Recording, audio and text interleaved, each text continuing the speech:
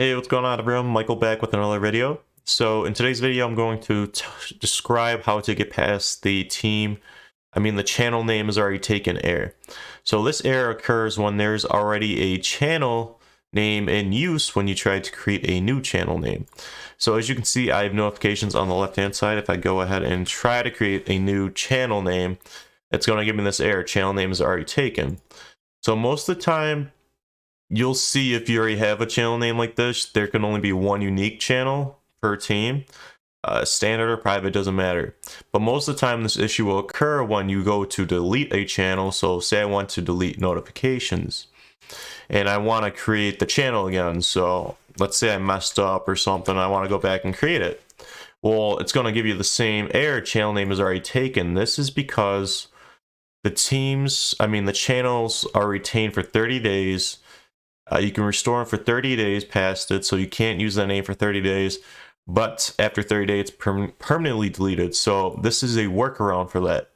So to get in the team's settings, you want to click on triple dot, manage team, and we want to go scroll over to the channel section. So as you can see, we have 2 active channels and we have 1 deleted channel, and that's notifications. So let's go ahead and restore the deleted channel. As you can see, it's back in the navigation. And let's go ahead and go to edit this channel.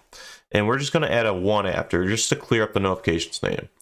So when you add a 1, notifications 1 is now taken instead of notifications. So let's go ahead and delete this channel now, because that's what we really want to do. And we want to go ahead and add a new channel called notifications.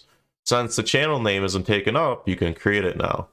So that's a little workaround to get around that channel name is already taken error. And after 30 days, the notifications 1 channel will now be deleted.